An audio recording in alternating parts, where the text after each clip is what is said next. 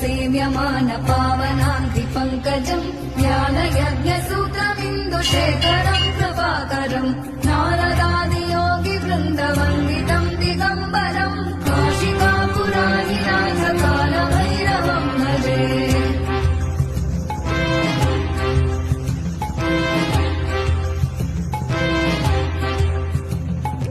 भानुकोटिभास्वनम् भवाभितारकम् परम् नीलकण्ठमीप्सितातदायकम् त्रिलोचनम् कालकालमम्बुजाक्षमक्षशूलमक्षरम् काशिकापुराणिनाथकालभैरवम् भजे।